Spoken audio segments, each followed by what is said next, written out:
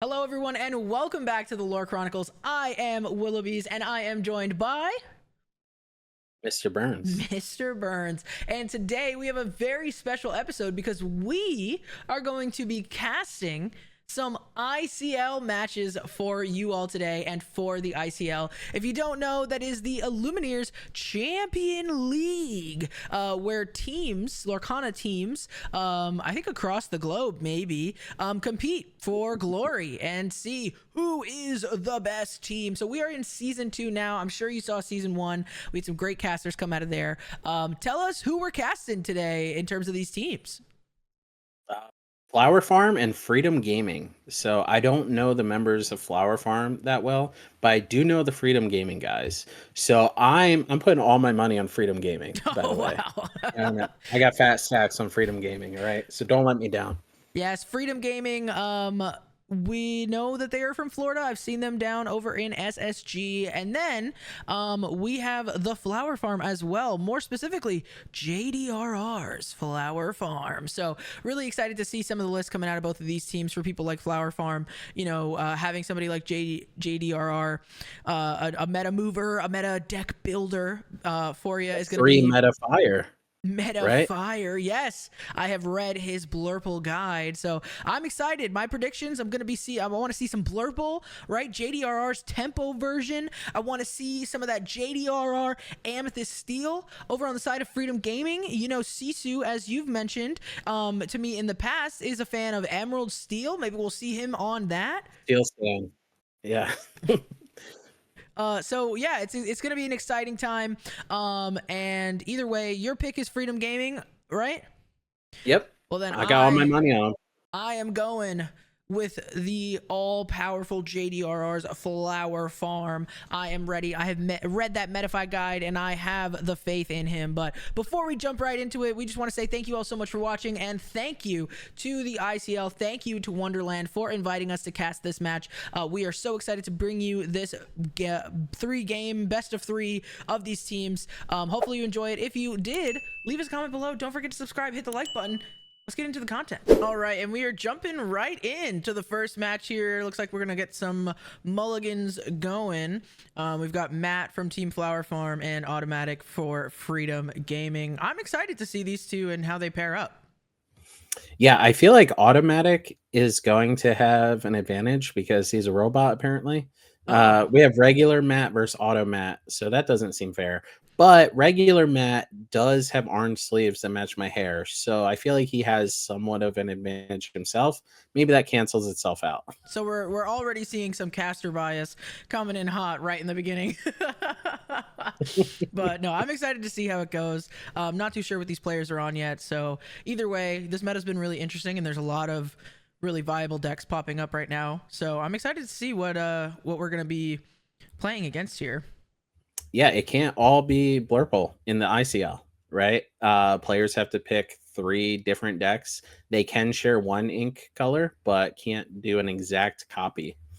Which I think is fun. I think it helps us kind of not have to watch the same kind of mirror matches over and over again. And we're it's already spicy. Yeah, we're already seeing some interesting stuff. We see a Robin Hood in at the Inkwell, and we see a Jasmine come into play. To me, that's foretelling Sapphire Steel. Yeah, I would definitely, if I'm seeing a Jasmine, it's got to be Sapphire Steel or maybe Sapphire Emerald. There is that Shift Jasmine that's pretty good. And someone's scared of Jasmine eating a fire of the cannons. Yeah, Automatic coming in hot with the fire of the cannons, just wanting nothing to do with that turn 2 shift line. We've seen it before, right? It's like the turn 2 shift, you get to draw your cards, and then you just pleekly it and you ramp yourself as well. So nice to see that fire of the cannons. I wonder if he kept that in his opener. It isn't uninkable, but it only costs 1, so I guess there's some upsides and downsides, especially if you're going in blind here. And there's a Vincenzo. So it was indeed Sapphire Steel. Amazing. Yeah. Always sad to see that card hit the Inkwell because it's just so good. Like, what a tank. But it is pretty early on. So we're going to get that Tipo to ramp us since we don't have that Pleekly option. Good to know that the hand wasn't too disrupted though, right?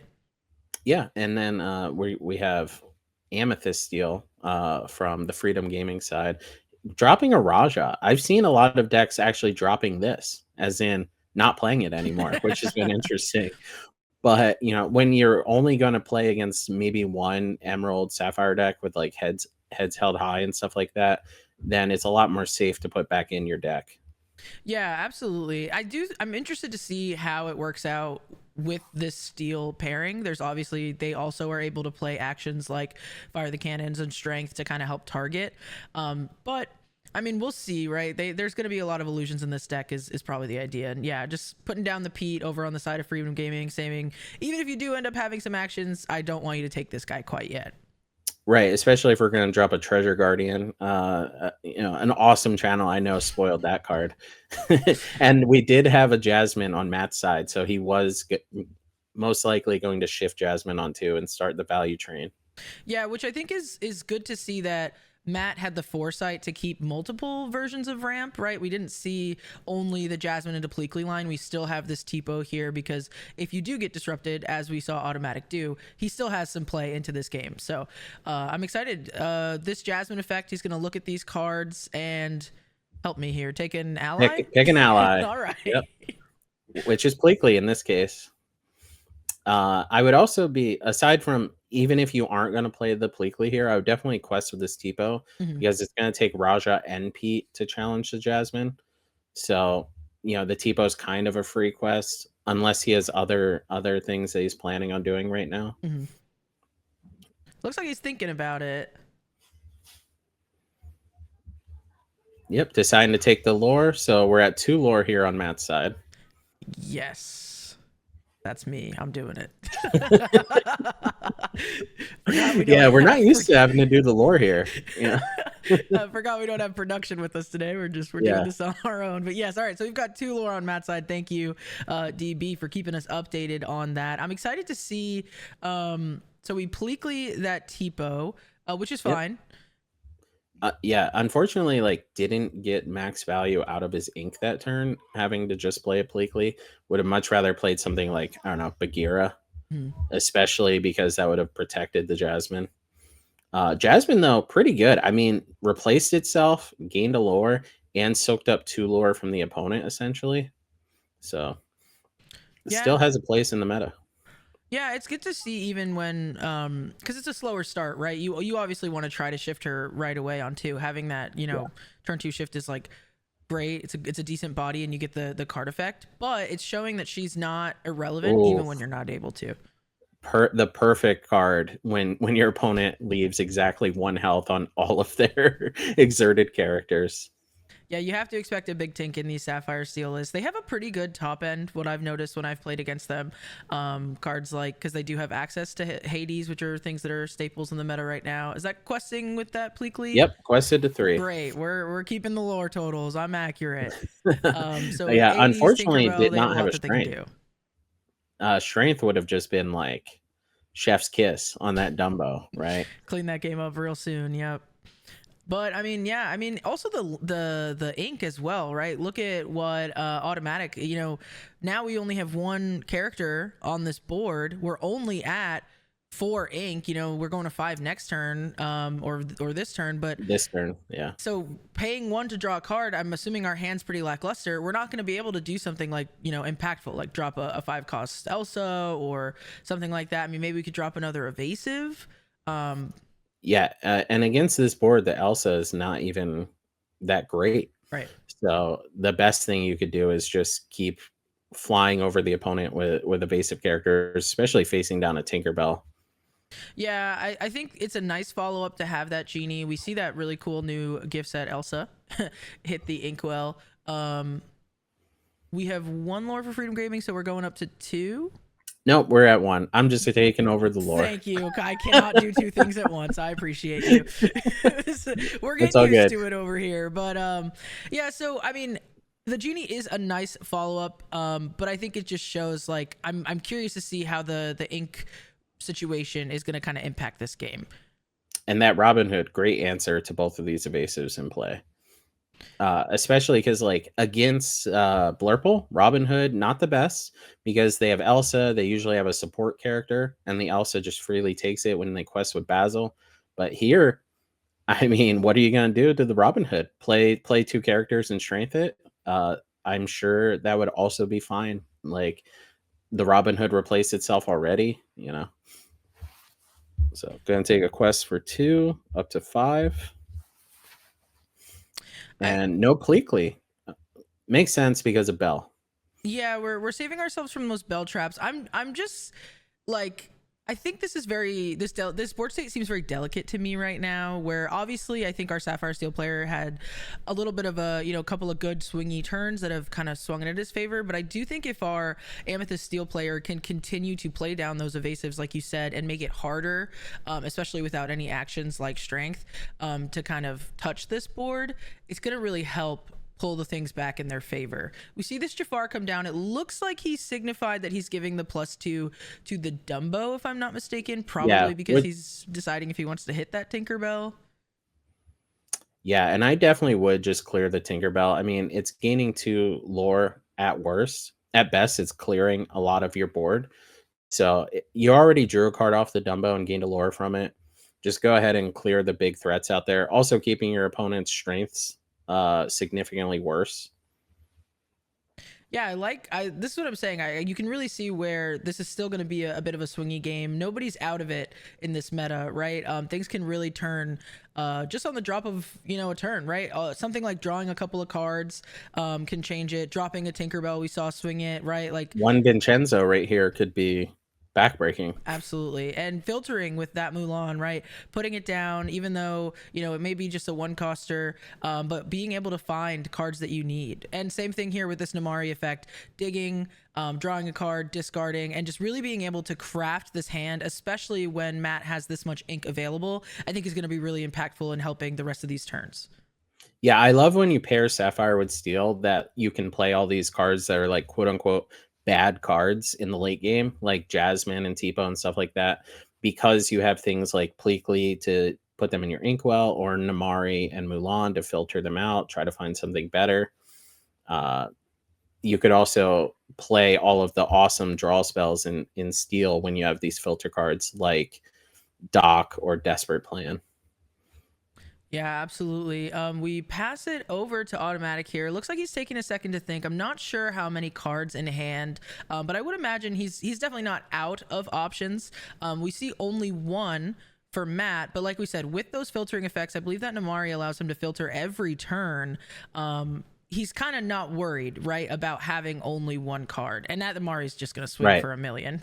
So. Yeah, Namari is always a 1,000,005 at all times. So it looks like we quested that genie for 2. Makes sense. That's our evasive on the board. Feels pretty safe given the board state.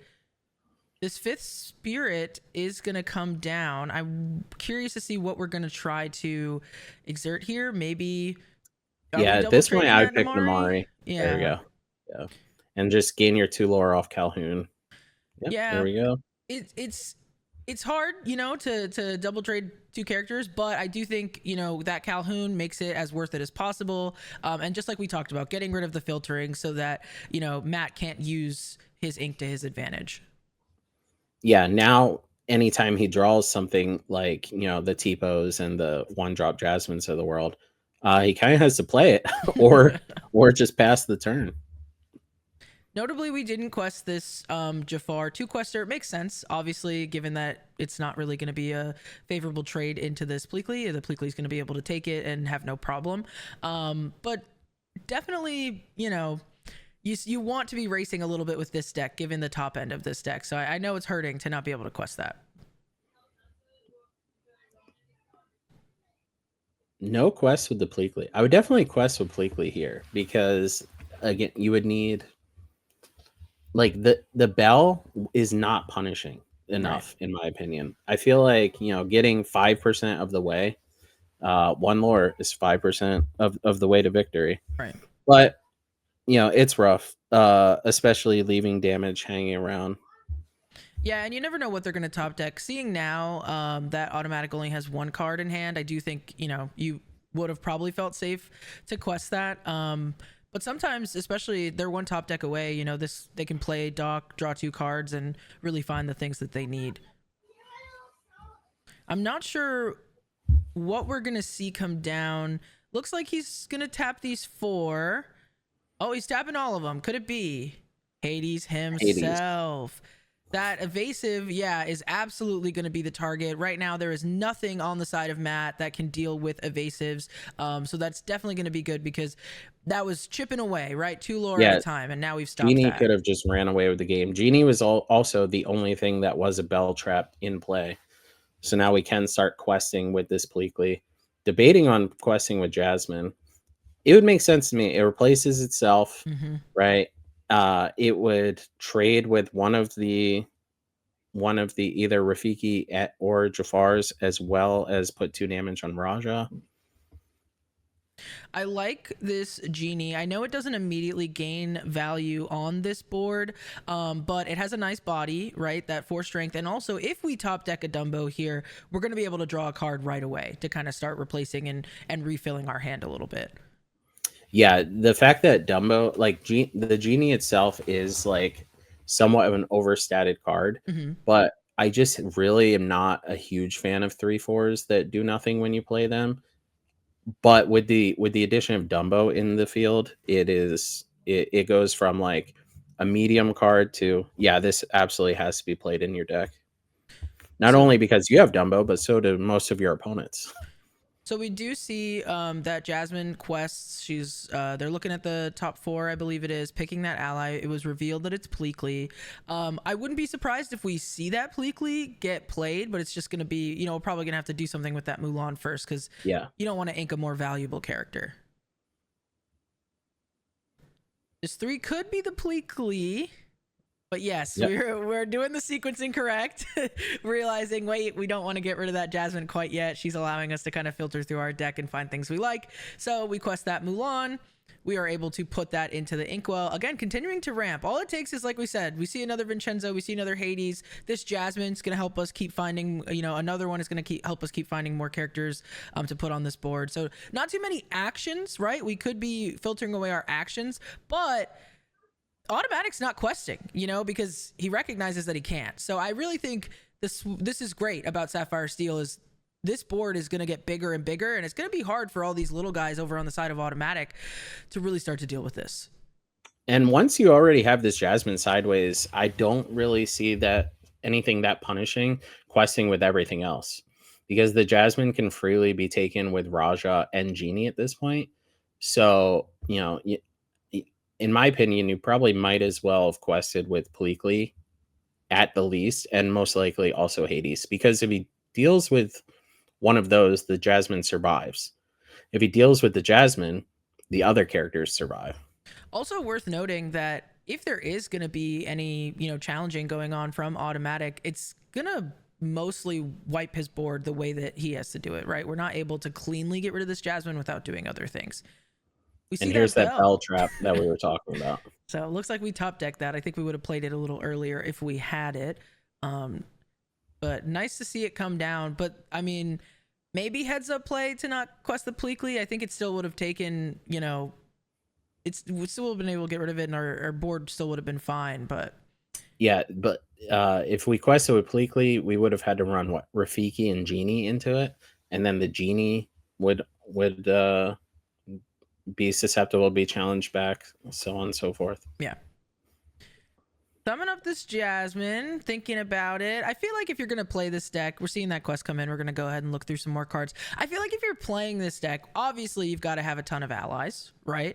Right. But I wonder, you're also seeing so many cards go to the bottom, right? We're only seeing what he's able to pull. So great.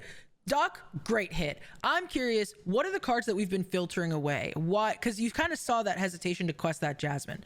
I wonder, other than the challenging, is it also because I've put so many things on the bottom, what if I'm out of options, right? There could be 3 other docs sitting on the bottom of that from the filters that we've done so far. So nice to see the doc come in, but yeah, anytime that you look at the top 3 cards of your deck, you have to think of it as though you're looking at the bottom 3 cards of your deck. Aside from the fact that the bottom 3, we'll just go above that level, right? Like, a lot of people are afraid, oh, well, what if I end up messing up, like, it's 3 docs and I really need to draw them later and stuff like that. It was the same odds that it wasn't. right. You know what I mean? So it's kind of like you have to pretend your deck is in a constant shuffler machine. All right. quest challenging with Pleakley. Yeah, so we see that Tinkerbell come down. Again, promo Tinkerbell, very nice. So she's putting 1 damage on everybody. The Pleakley is able to cleanly finish off that Raja without worrying about, you know, losing that body. I believe we're questing with the rest. Yep, So up to now, 12. because we have this Tinkerbell on board, and this has always been the case since set 1, right? With her ability to if she's banishing something, you know, put 2 damage elsewhere, even if there were favorable trades for automatic, it makes it scarier because this bell can then, or excuse me, this Tinkerbell can then ping whatever we need to away. Would love to find a strength here. Hopefully that dock can bring it to us. So Nope, looks like we found nothing. We found nothing, and we're thinking. We're in the think tank now, thinking, how are we going to take some of these trades? How can we lose as little of our bodies as possible? This is what I'm saying Or about how Sapphire can we? Steel. Yeah, go ahead. Or how can we lose the bodies so that Tinkerbell doesn't challenge back? That's a great point too, especially with putting 1 damage on everything. You know, it depends what you're swinging into, because if you leave it alive, that's great, but then you also give her that ammo for the 2 damage. But yeah, I was gonna say, look, this is what Sapphire Steel does, right? Like, a lot of people are kind of discounting it in this meta, but once you get to that late game, it's kind of just bombshell after bombshell. Even something like Doc was clearly a bombshell in this case, because it dug us to that Tinkerbell that is now putting it in a place where I'm already at 12 and I'm questing, you know, to whatever it is. I could even be questing for game next turn. How are you going to deal with this and not lose your whole board? And if you don't, Yeah, lose your it whole has board, similar play patterns to Blurple. However, it doesn't have the evasive threats that Blurple has. I think that's the only thing that's keeping it out of the metagame. But if I had to guess, someone on the team is also playing Blurple. So that was off the, you know, off the menu, I should say.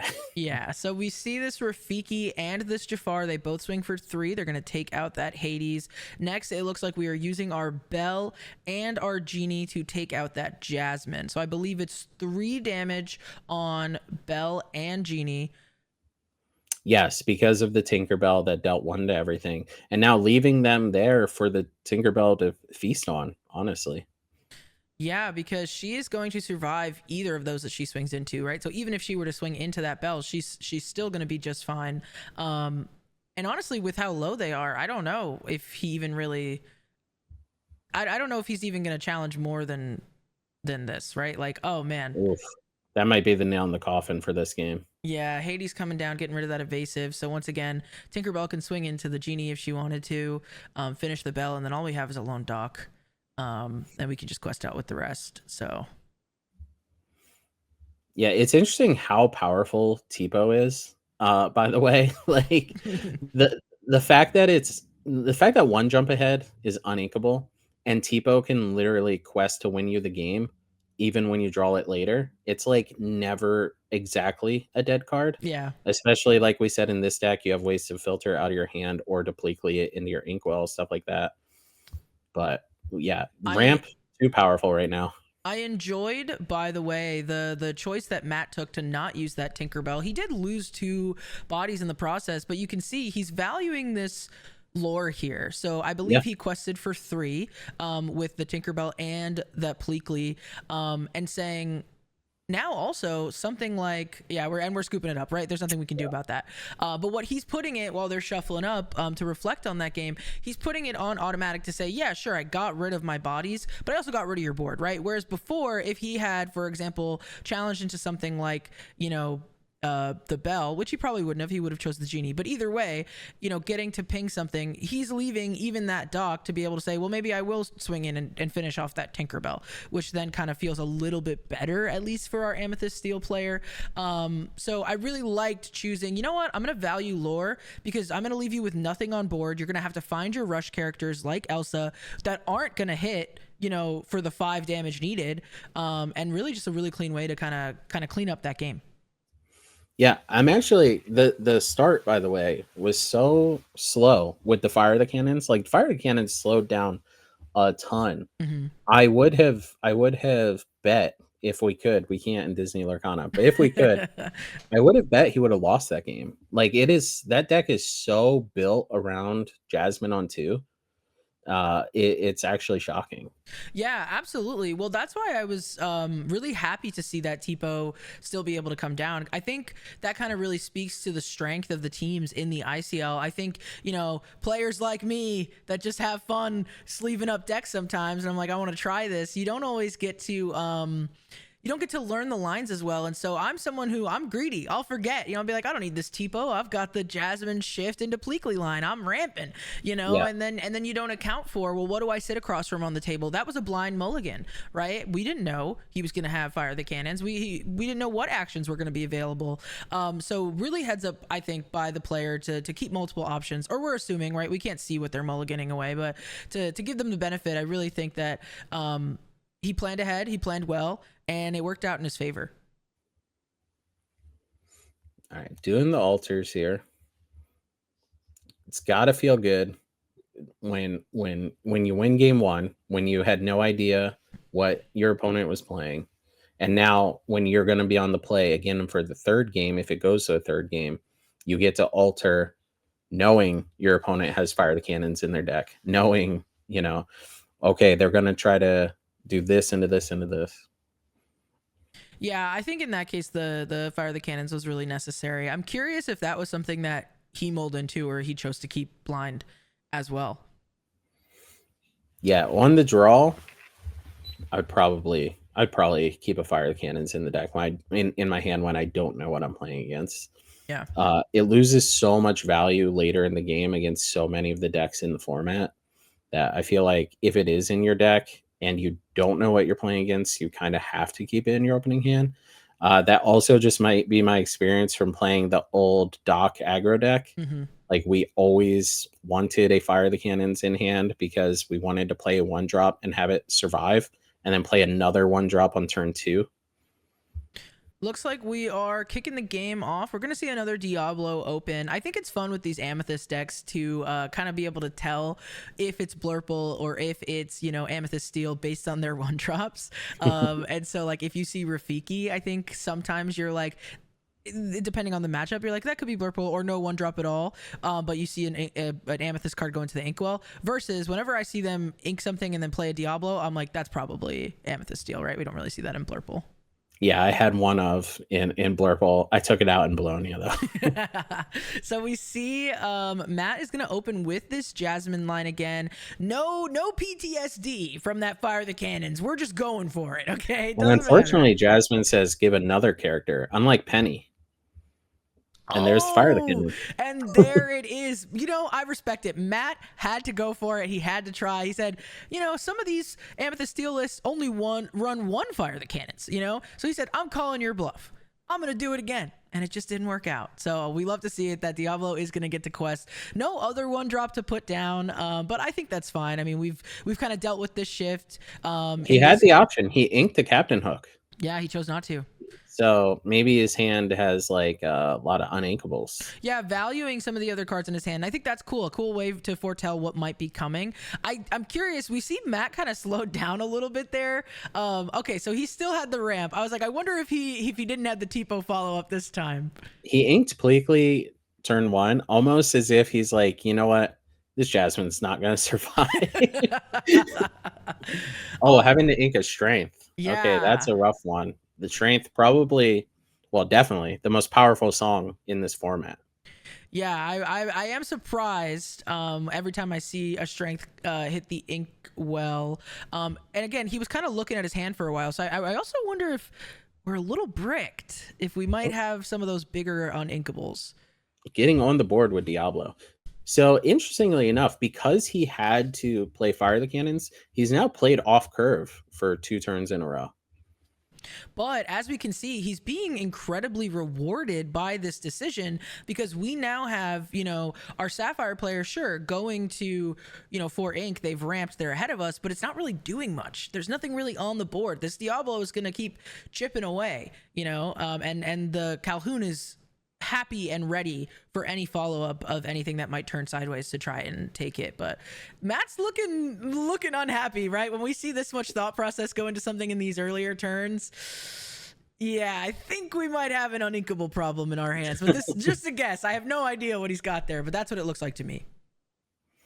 I don't know if you intentionally or if that was just accident used Disney characters to name different actions. Chipping away, feeling happy. It was totally unintentional, and I'll be here all week. Yeah, just a typo on your 4 ink turn. It's rough. And over here, like, yeah, I will just ink my strength because you have nothing that Nothing I to want to ban. Yeah, I mean, you got to be feeling good on the side of automatic here. I think it's clear that the deck right now is not functioning the way that Matt probably wants it to, or the way that it was built to function. That genie coming down is really nice. Matt's not going to be happy to see that, right? Because now Right. between this Diablo, which if we turn sideways, that Calhoun is going to gain 2 lore. Our genie is just going to keep turning sideways, gaining 2 lore, and this could spiral out of control very quickly if And we your don't and your see. Yeah, sorry, and your best play here is Tinkerbell. Well, Robin Hood's pretty good as well. But yeah, normally on turn 6, your best play is Tinkerbell, which would do effectively nothing. Robin Hood very good at dealing with this genie though. yeah. That is a nice No follow up. quest with Calhoun last turn I thought was interesting. That is interesting. I don't know of any buff effects in Sapphire Steel. I know sometimes we can buff up characters in Amethyst lists. Love to see the dock coming down. Oh, well, he clearly has 2 docks because he did not discard his hand. At that point, I probably just discard the second dock. You would love to find a strength, sing it with Genie, deal with the Robin Hood. Yeah.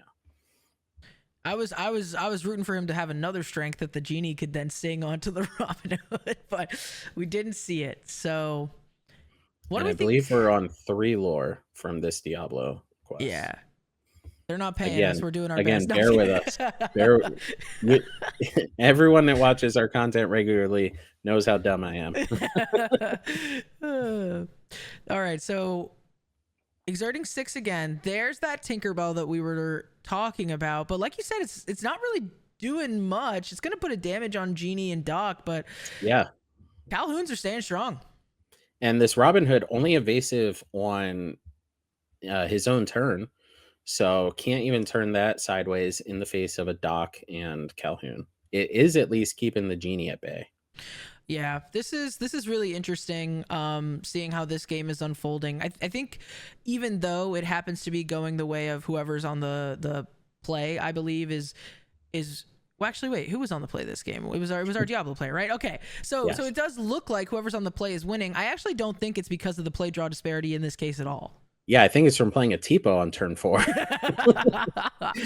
and there's the Oh. Elsa to turn that Robin Hood Yeah, sideways. to make matters worse, we have that Elsa is taking in combination with that Calhoun taking that Robin Hood. So again, loving the sequencing. We see that Elsa's going to survive. It's evasive, so even though it's sideways, we're not worried about that Tinkerbell threat. Using that Right. Calhoun second to still gain that 2 lore, and like you said before, it didn't survive the challenge, which is a good thing because now that Tinkerbell can't hit it and start pinging other things.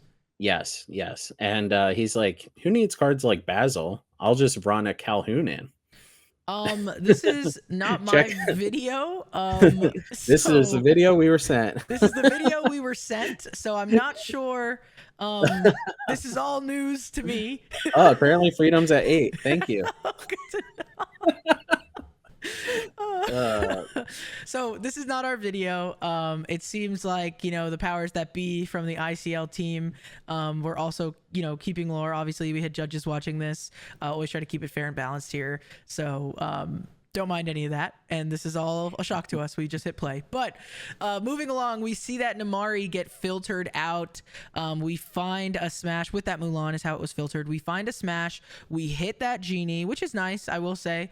Perfect amount of damage with 1 ping on him to get rid of him. I was gonna say it's nice for automatic because you drew card already, you've quested already, and then your opponent uses a smash as well. Oh, that's a rough one. But Yeah. what are you gonna do? You can't just lose to it. You gotta do what you gotta do. Looking like we have 2 cards in hand for Matt, and again, I think last time the ink disparity was so high. We saw like our Amethyst Steel player was only like 4 ink when we had 7, on the other side. Whereas now we have 6 ink and we have not been inking, on the Sapphire Steel side. We've been stuck at 6 ink for a couple turns now. Our Amethyst Steel player doesn't really need that much ink, but they're like caught up. They can play anything in their hand that they want, probably multiple threats a turn. Or yeah, exert our guys, play more evasives. Oh man. Yep, take out the Tinkerbell, gain 2 Gain lore off some more of lore with Calhoun. Calhoun. It's interesting. I can't really get a grasp of what would be in Matt's hand. Like if it was a huge uninkable, right? Like Hades, he would just ink the Mulan Ink, yeah. and play the Hades. If it was a 7-cost card like Vincenzo, he would have inked the Smash because Vincenzo does Does smash what when it Smash comes into does, play. yeah. It's basically the Incredible Hulk, I'm happy to see the quests come from Doc and Elsa on the side of automatic. I think that is a good call, right? Because sure, if the Mulan trades our Doc, we don't really care, right? Like we still got our evasives. Sure, they have a lot of damage on them, but you don't really have a lot of cards in hand. I don't think you have an action. You know what I mean? You've already played your Smash. So let's see what we have here. That Namari coming down, helping us filter. We discarded 1. So notable that this is playing at least 2. Curious to see how many are total in the deck list. Gonna get rid of that Tipo. How do you feel about this? What are you thinking? I'm thinking, okay, this is funny. Give resist to your Mulan. challenge the Doc. The resist does matter sometimes. Yeah, there it is. And the resist carries through your opponent's turn as well. Oh, that's nice. But yeah, I was thinking, I mean, we have 2 evasives, right? And the opponent is at 1 at this point. So it's like just quest for 4 more turns, and that's probably the game. Especially no cards in hand, right? Or do we have 1 with Namari? Okay, we have 1 card in hand still. Yeah, we have 1 card in hand. So I was thinking they weren't going to be able to filter either. Are we swinging into the Tipo, or are we forgetting about? Oh, okay, we're playing the bell. I see. Okay. Playing the bell, moving that damage. As Mo would say, let's just push. Chooses not to push. Chooses to challenge. Chooses to challenge. I like to push. He's saying, hey, if you top deck, a strength and you have another 1-cost guy in your hand, you're not going to be able to play it today. So we're not going to be well, no, we still have a card in hand. So we're going to filter with this Namari. It's hard to tell because you do have to announce it, obviously. Yeah. And like we can't see their faces, but they can hear each other while they were playing. Yeah. You definitely can't like draw your card, realize it's bad, and then go, Namari effect. Though I'm sure some have tried. We had someone at locals that did that. It's like, oh, it was in the bag. It was in the bag the whole time. I'm just pulling it out of the bag. Yeah. So once again, and also when you don't do the Namari effect, sometimes it's even scarier because it's like, oh, their hand's so good, they're not going to risk drawing off Namari. Okay, we're finally inking to 7. Yeah, if I had to guess, Hades was the last card in hand for a while. So he chose not to Namari effect, drew the Robin Hood. The Robin Hood might have just been good enough as well, just to clog up the skies some. Questing for 3. But like sitting at 13 with 2 lore that can't be challenged back with 2 cards in hand is probably just good enough to barely get there. Yeah, I mean, at this point, they're top decking, right? They can't really interact with your board, and you can continue to play down. Yeah, see, like we have instant lore, or she doesn't. That's not draw a card. That's a draw card. Instant draw card, not lore gain. But we do have instant lore gain in this deck, in the form of Cobras and things like that. So I really do think we're going to be able to push it over the edge here, if as long as they're not top decking bombshell after bombshell, right? And we're gonna say check. Going to 15 with 5 lore in play. As long as all my math has mathed up. Yeah, and notably, the characters that this player could hit are standing straight up. So there's nothing that's going to allow us to challenge anything right now. So we're going to have to find something to deal with this board. And drawing into the sale is nice to see what the next card is, but not if that next card is a Hades that you no longer have the ink for, right? Right. Yeah, and that's going to be it. That is all she wrote. We are going to see both teams coming out with their first win. So it's going to an all important game 3. I love game 3s. The stakes are always so high. It's been really fun. Playing the Robin Hood there still probably would not have been good enough, just because Dolores did draw a card, added 3 more lore to play. So like you play the Robin Hood and you hope they don't quest with the Elsa's, but they would probably just quest with everything, and then they're getting 4 lore that turn. So it was probably just an unwinnable situation. Yeah, unless he tacked in grab your swords, all the way from infinity and beyond. Yeah, it's interesting just seeing the way that these decks have been kind of going back and forth. I'm not sure because I'm not too familiar with Sapphire Steel. Obviously, I think Amethyst Steel is a pretty big meta contender right now. I don't even know who's necessarily favored here, but I think both players are doing a great job of playing the hand they're dealt. And unfortunately, sometimes that's a Hades when you're not at 7 ink. It looked like for Matt. We're speculating, but that's what it looked like. And I think what happened is he just kept top decking cards he wanted to play, so he never got to ink to that 7. And I think by the time he did, it just wasn't impactful enough, right? Yeah, I'm shocked. Haven't seen a bodyguard out of their deck. They could have, of course, been like putting them on the bottom if they are playing Bagheera and Pluto and stuff like that. But the Jasmine is just so susceptible to getting challenged immediately. And those bodyguarded characters are extremely well statted. Like, Pluto is a 4-cost 5/5. Bagheera, if you want to deal with that, okay, I get to grab your swords. Right, yeah. Bagheera also questing for 2. I'm curious to see if, based on what we've learned playing these first 2 matches, if Matt is going to continue to go for some of these lines in the beginning. Obviously, he can't help being bricked, in the beginning of the game, but just understanding, hey, there's probably going to be a Fire the Cannons here. Does that mean we play a Mulan instead of the that's Jasmine? an automatic. Fire the Cannons, that card says start in your opening hand. but that's what I'm saying. Like, I'm curious. I really want to see Matt adapt a little bit here. We saw the Jasmine both times. Both times it didn't work out. Obviously, it's still up to what he draws, but can we see something like a Mulan come down instead? Or I don't know. Sometimes these lists run happy. Can we start to get ahead of those evasives that we know are maybe going to come down that are maybe not going to be as juicy for this Fire the Cannons? Because if you fire the cannons, my Mulan, I'm happy. Oh, yeah.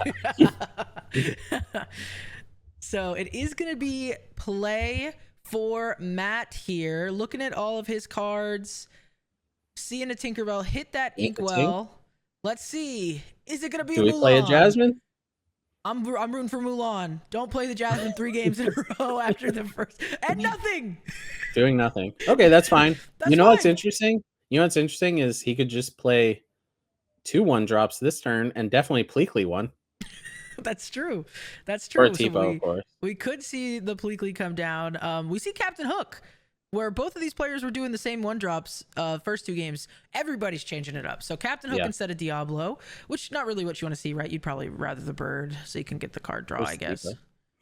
Yeah, I mean, on the draw, I'd probably prefer just a Captain Hook in general, just because you are on the defensive, and this is a huge defense here. Captain Hook and a Calhoun, like nothing is going sideways from the opponent's board at all. Poor growing boy is just trying to measure himself, and he's got Captain of the Jolly Roger and Sergeant Calhoun busting down his door saying, "Don't you think about it, okay? Because we're coming for you." Ramping. We could go turbo ramp. We could go ink Pleakley. Ink Pleakley. And just be on have 7. No cards in hand. That's fine. If the last card's Doc. That's true. Yeah. Okay, we might be fortune telling here. Oh, no quest. No quest, no Pleakley. But we are ramping to something. Do you think it looks like we still have maybe 3 cards in hand. Do you think we're gonna see a Tinkerbell come down next turn? Well, he inked a Tinkerbell turn 1. I think he also inked a Robin Hood. I think you would prefer Robin Hood in this matchup. So, yeah, it's rough. I mean, both sick drops, insanely powerful, especially when your opponent has 3 ink. Yeah, absolutely. Questing with a Calhoun. catching me off guard. He didn't do that the other 2 games. So Okay, Namari before ink. I mean, we don't have to ink this turn. it looks like It's we're smart going to draw cards to. first. Oh well, no, he's gonna discard for. Oh, discards a dock. He's got a bunch of docks in his hand. He really did want that Pleakley and just keep ramping up to play the dock. Call me Nostradamus here. All right, so we're just gonna go ahead and pass. Like I said, that Tipo would otherwise be not long for this storybook. I like the genie on the board with the stat line. You know, feeling good. If we get a Dumbo, we can turn it sideways. In I guess not in this turn, but in the future, right? Sometimes a turn 6 Dumbo is great if you have those evasives pre-established. Do we see a genie come down? Oh, Dolores, no card draw. So this You have to play. You have to keep playing to the board, especially in a dock deck. Mm-hmm. There's no way that you try to get quote unquote max value, right? I watch people make that mistake all the time, and then they end up with a handful of stuff they can't play, multiple cards in a turn, stuff like that. So I think this is excellent play. Guess what? 2 lore on the board, getting closer to if I draw a dock, I get max value off that card. Yeah, so we are questing with this genie, so we're going up to 2 for Freedom Gaming. We're baiting. But yeah, I was gonna say, what do you think about that quest there, right? Because with this Namari filter, I can't tell. I believe it's maybe only 2 cards in the discard. It might even be 3. But we're gonna be able to filter to trade this genie most likely. What do you think he's setting up for here? What do you think Freedom Gaming set up for? Yes. He's setting up to gain 2 lore from Calhoun. That Namari is such a pain to deal with. You know, he does discarding a strength, drawing for a turn. Interesting, because strength is one of those cards that he could have played from his hand, and it would have pumped the Calhoun naturally just from playing a card from your hand. Funny enough, he could dock and discard his hand to make the Calhoun bigger if he wants to. Yeah, I'm curious to see that strength hit the discard. I guess he All right, no dock no effect. discard. So he has another strength if he's dock no discarding. Yeah, he must have an okay. Look at me. It's as if I play the game sometimes. So and we're I would paying probably 3. hit the Calhoun here. There you go. We're paying 3, so we're not singing it notably with Namari. That's because we're probably saving. Oh, sing together. Beyond the Horizons. We're saving that Namari Tipo for the sing Beyond the Horizon. So maybe, I think this card might have been in hand for a while because we were seeing some kind of turbo ramping happening. Didn't seem like a lot of characters are coming down, but it was all in service of the setup. I believe he just chose himself. I think Freedom Gaming maybe had only 2 cards. Only 2 cards, right? So we didn't want to +1 them there. So 3 brand new cards, a dock, two docks, played dry, I believe, or 1 discarded or something. So going for that kind of card draw instead. Yeah, interesting. Like he could have got a little bit of he might have gotten a read on the opponent's hand as well, having to play a Dolores that turn. Yeah. Like maybe I do just want to make him discard his hand, which sounds counterintuitive, but maybe like the 2 cards that you've been sculpting is better than 3 random cards. Yeah. Do we have a bell trigger here? No, we are able to cash in our 1-drop Captain Hook though for a 5-drop that filters you every turn. So that's a huge play there. Yeah, definitely a nice play. Having that Jafar come down is going to give Challenger +2 to that Captain Hook, which already has Challenger +3, or Challenger 3, excuse me. So if we're doing the math, that Namari is taken out by a 1-drop, which is awesome to see. A little lone dock on the board. Again, we're at this ink spot though, and it looks like we're just questing, right? Feeling good because there's only a dock on the board. We're at this like ink spot though, where we're at 6 again, right? So I want to see, are we seeing Tinkerbells? Are we seeing Ink and Hades come down? Because it's kind of been awkward, but now we understood it was for the service of getting that Horizon off. Hopefully these next 3 cards are going to help us do something, because I actually think Freedom Gaming's side of the board is looking great, right? Like they're in a good spot. And I believe Freedom Gaming is at 4 ink, but 4 lore. We're doing our best here. This is our first time. Yeah. Double smashing. All right. I mean, that is a turn that you can do. Now it's just your dock versus a Jafar. Way more way more ink in play, but same number of cards in hand. Yeah, do you think they're happy about that double smash, or do you think they wanted to be playing some more characters? Oh no, yeah, they definitely wanted to put a character in play for sure.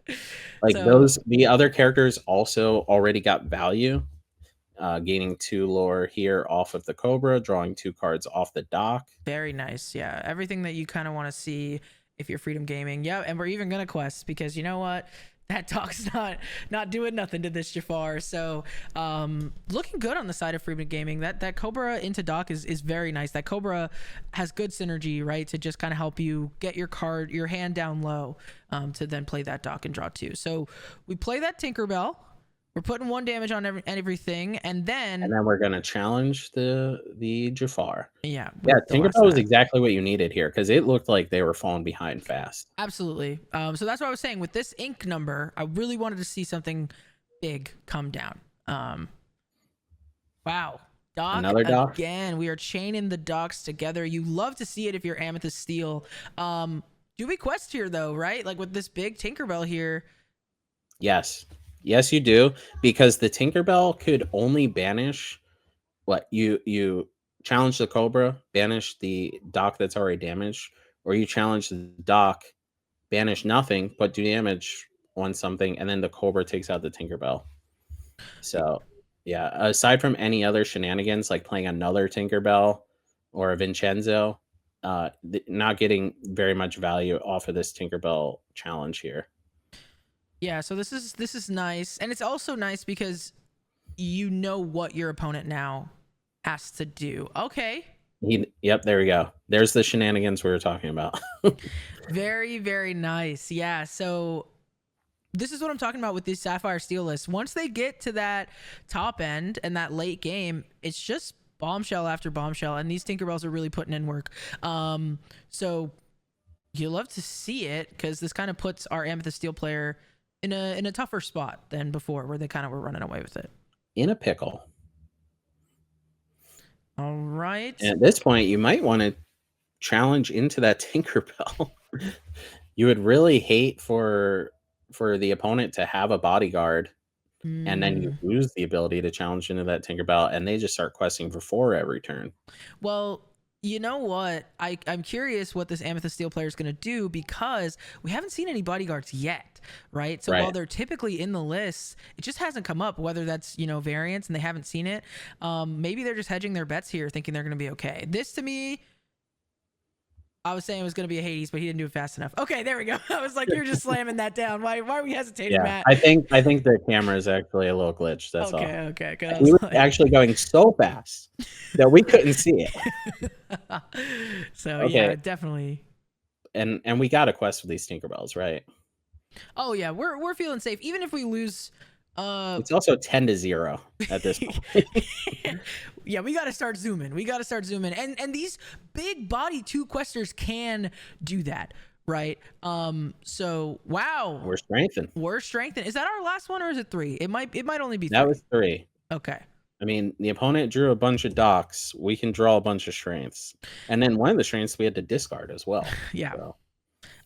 Do love to see that strength. Only 3 characters, but able to take out that genie because of the Tinkerbell damage that was previously on it, making it a lot harder to clear this board. So it's like, yes, you could wipe your own entire board, getting rid of 1 of my Tinkerbells, and then I'm still questing for 4 each turn if I played nothing else. There's a Dumbo. We have not seen a Treasure Guardian. Some lists, even with the Rajas, some lists aren't on it, but you're right. Yeah, we do have a lot of illusions in this particular deck. That Dumbo would have been nice, right? You have to think with that genie, they wanted to be able to instantly gain that card draw. They are going to double trade into that Tinkerbell, right? Yeah. They kind of feel like they have to. It doesn't feel great, but you got to do what you got to do to get rid of these big bodies. Yeah, you can't let them just quest for 6 next turn. Oh, adding another 2 lore quester. Yeah. I mean, this has fully swung into the favor of Matt. It's definitely looking good for Matt right now. We're going to go ahead and quest for 4. I think these top decks are going to have to be great on the side of Amethyst We're Steel. going to need some docks to start putting us back into this. We definitely are going to want to start filling this board.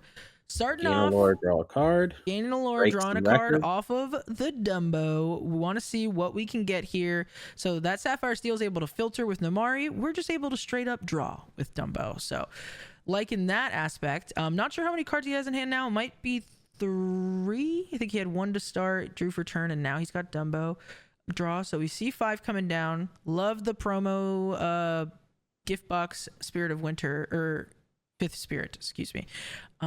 Tapping down that Namari. What are we challenging here? Let's see it. Probably have to take out the Tinkerbell because our Elsa survives. And Yes. yep, that's what they chose to do. Yeah, so even though Okay, not that bad. Not that bad, yeah, honestly. no, that's a good answer. That's a good answer. Even and I was gonna say, even though you know, that Tinkerbell couldn't really swing into anything, we still choose to take it, like you said, because in the other way, Namari is gonna be able to get rid of some things. So Yeah, and we can use damage counters. Yeah, we can. have the benefit when our characters have damage on it. And when I say we, it's just because I can't always remember Automatic's name. It's not written on our screen. The viewers at home will probably see their names. Okay. Oh, that's what you want to draw. Funny enough, not even that bad. I'd probably pick Namari here, honestly.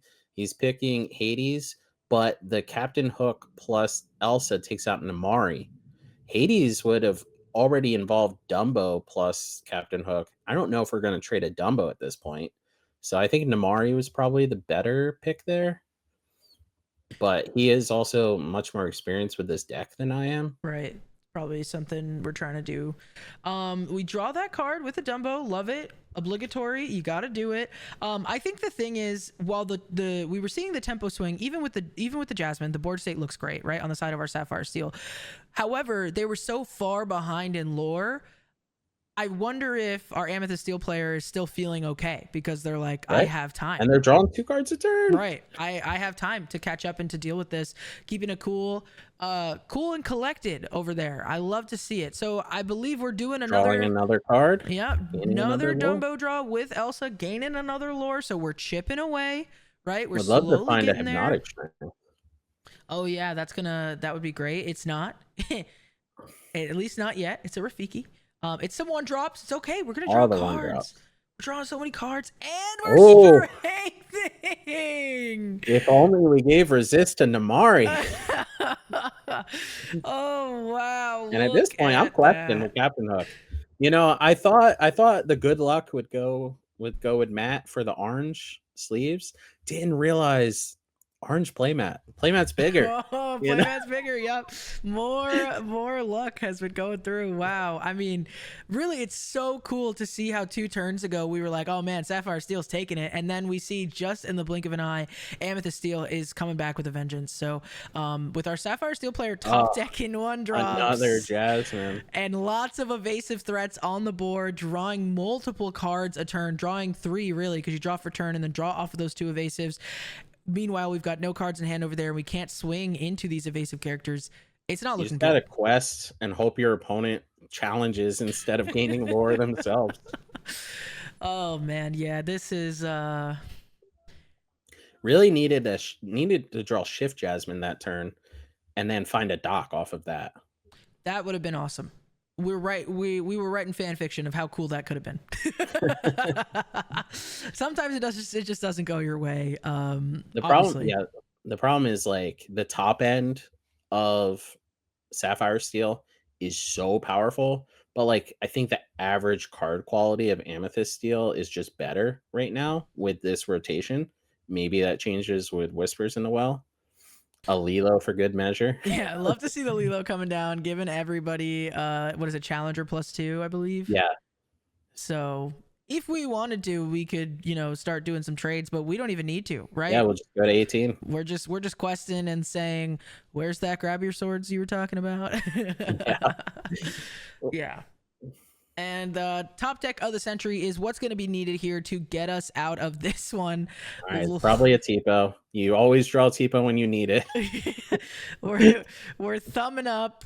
In the spirit of the ICL, yeah, a lot of these players like to just finish their matches out anyways. So, okay. Beyond the horizons. Okay. But that's not nothing. See, Here, we're fingers. staying in it. We're staying in it. I would give Freedom Gaming 3 cards too, just for the fun of it. Yeah. See, he's got to show the camera. You got to hit the DKP special. Show those 3 cards before you scoop it up. But that's gonna be the end of the first round. It is going. Yeah, you gotta give a star. It is going 2 wins. Wow. After losing game 1. Yeah, 2 wins. The reverse sweep. Yeah. Love to see it. All right. Play draw disparity. Never heard of it. We got some more matches coming up for you in just a second. All right. And we are here with match number 2. We are. But these playmats are confusing me. Yes. So we've switched sides now. So we've got JDRR's Flower Farm playmat on the right here. So I'm pretty sure that's going to be Flower Farm over there, whereas we have Freedom Gaming on the left here. We're not shuffling. We're texting. We're texting. Hey. Get your head in the game. Start. You know? Sometimes you just gotta give these guys a pep talk. Yeah. I know you're always coaching. You're always coaching over there on that side. Okay, let me see if I can skip ahead here. Okay. Oh, right. We're shuffling. Okay, wait here. Let's restart that and we'll just put it towards the end. Oh, don't edit that out. Oh, you liked it? I want to leave in the. Okay. We're keeping this. All right, so then in that case, we are forwarding the video along. Perfect, we're shuffling. All right, so we just saw a Sapphire Steel versus Amethyst Steel. So we know that we're not going to have those color combinations in this list. We mentioned, obviously, so we're probably not going to see, what do you think we're going to see is what I am asking you. That's what I'm asking you.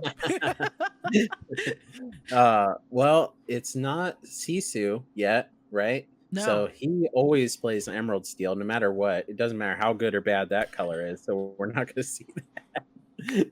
Yeah, I don't know. If I had to guess, I'm going to say that we're going to have a Blurple in this one. Just for the, yeah, just like because it's the second match. Like when I was playing in the ICL, second match was like most important, right? Because you're either keeping your team in it or you need to start the comeback, right? So I feel like Blurple is a deck that can win on the play or the draw, almost like as equally as you can get in this format. So, and it's something that's like you can either put the nail in the coffin or breathe life into your team. So that would be my guess. I did catch a glimpse, which again, they've switched sides, of Freedom Gaming, who is going to be Solo Falcon, by the way. And then we also have Aaron for Flower Farm. So I did catch Heffalumps and Woozles off of that. That could be shuffle. dogs.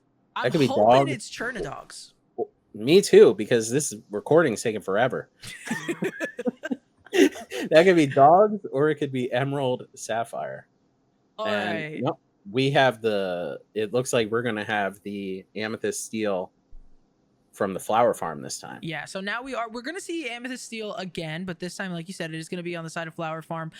I'm hoping in that case that it's not. Yeah, I'm hoping it's not green yellow because I don't believe that's very favored into Amethyst Steel. Right. Yeah, it's pretty bad. When I've got Melissa, the dog queen herself, telling me it's pretty bad, it's pretty bad. Yeah. So we're gonna see that Madam Mim Skater, as we call her. And let's make sure I don't mess up the lore, considering we switched sides. We switched sides.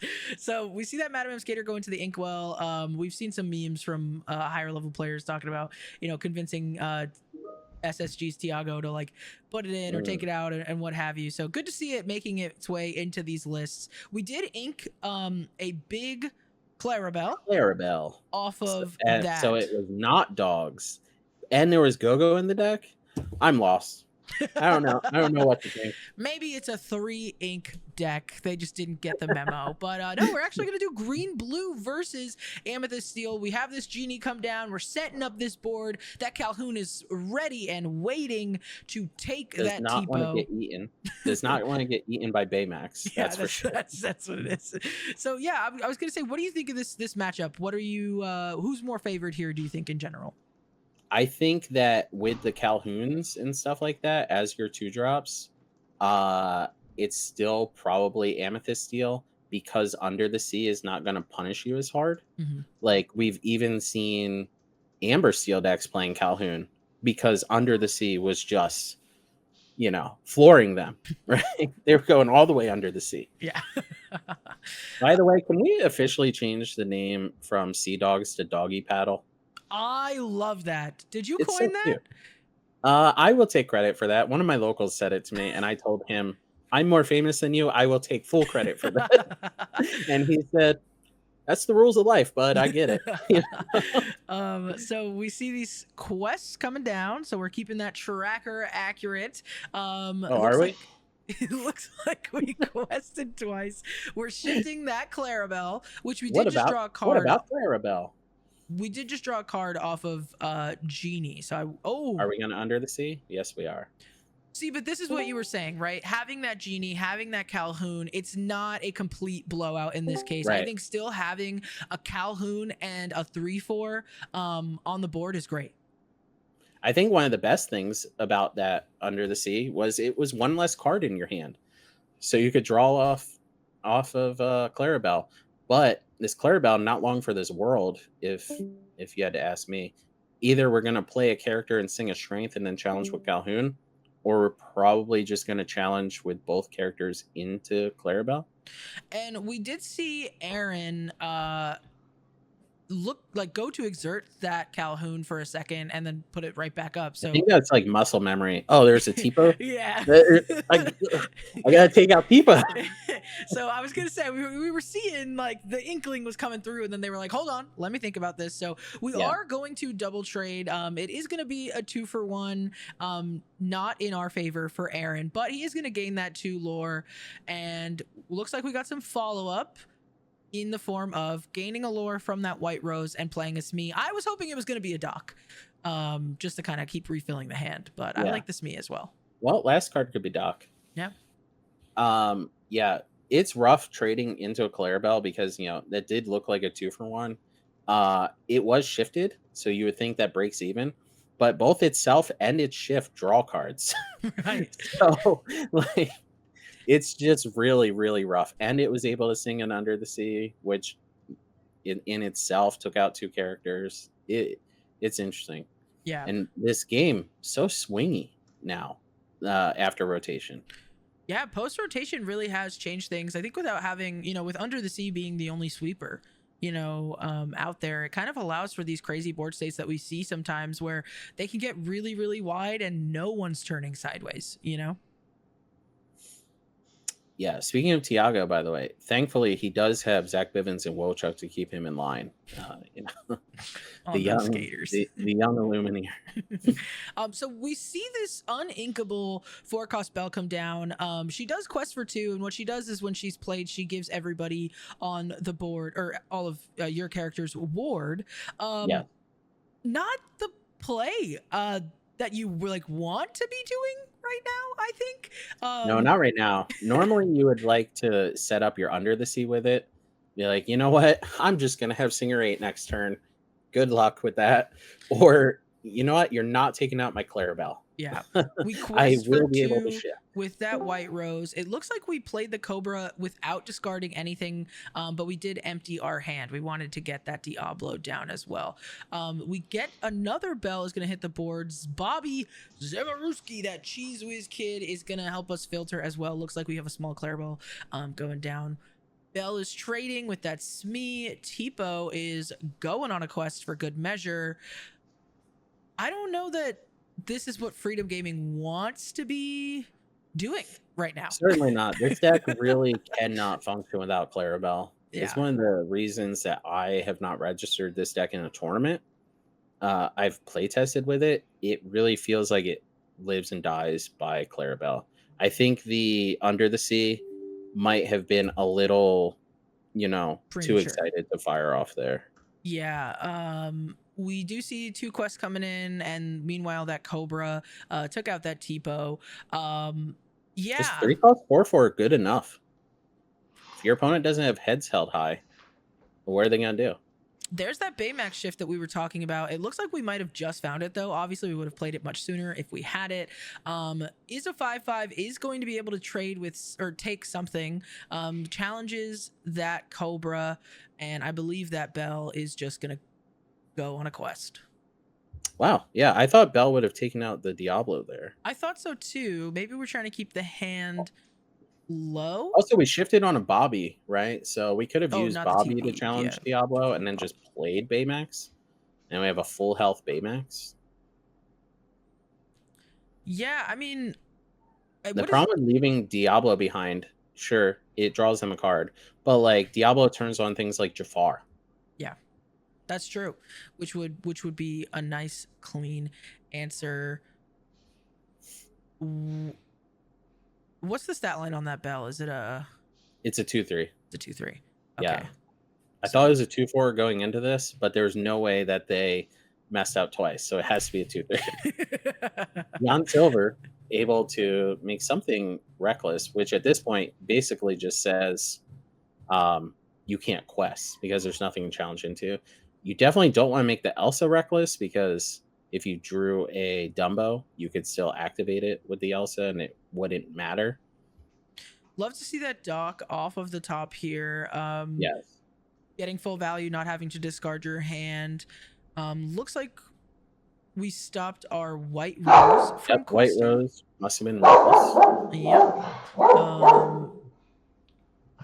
So now this board is looking pretty wide. I like that.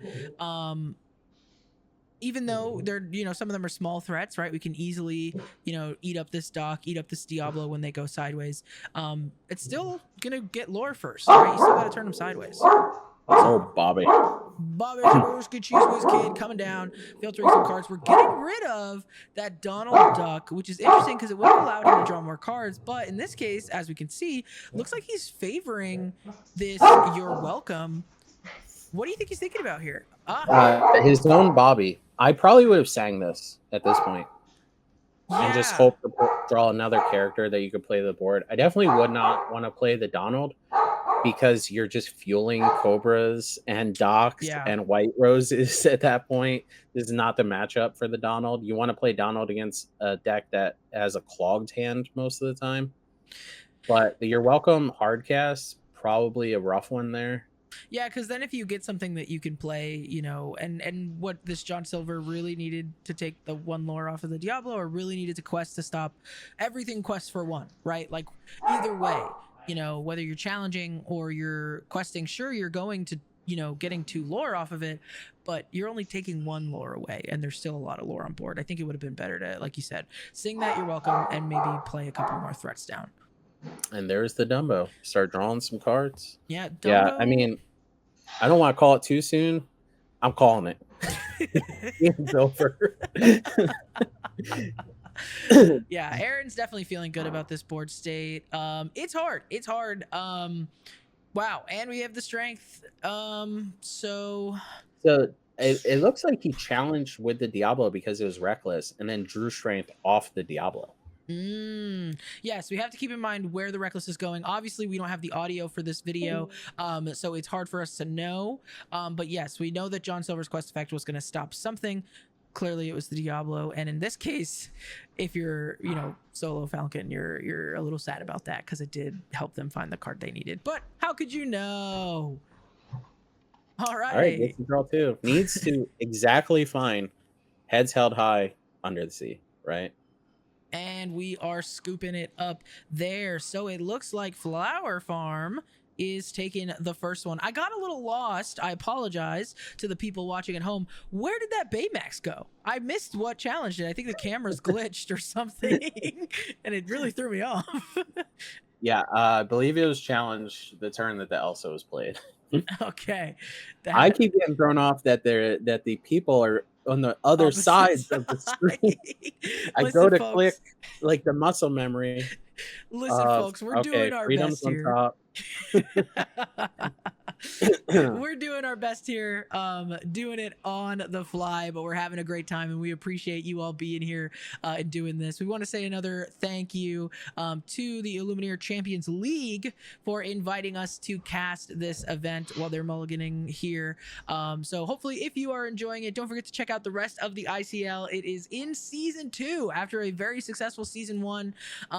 They've upped the antes, up the judging, up the prizes. It's all gonna be awesome, and the glory is gonna be fun. So make sure you are tuned in and following along. It's truly our pleasure to be here doing this and watching some really quality games of Lorcana. Let's alter 3 dots and show our opponent. I do that sometimes in actual tournaments. Is there technically rules that you can't do that? I'm just curious. You're not allowed to show your hand to your opponent for some reason. It drives me. I actually hate that rule. I wish I could just like, I would at any time. I wish that I could just like put 3 cobras face up and say go. You know? Be like, all right, if you have Beyond the Horizons, now's the time. Otherwise, maybe we should go to the next game. You know, it is DLC season 2, so we do have an hour between each round, fortunately. So we don't need to save that much time. Right. But I like to meander. I'm a meanderer. I'm a Neanderthal. Right. I'm Neanderthal. All right, so we're getting into the swing of it now. We're putting Heffalumps and Woozles into the inkwell, jamming that Clarabelle down on turn 1. This seems like more what we want to be doing. And getting it immediately fired the cannon. That's exactly you're right, Wilbees. That's exactly what we want to be doing. And this is why that bell is in the deck. So just like that, we are seeing that Amethyst Steel quite simply always has fire the cannon. So don't try it.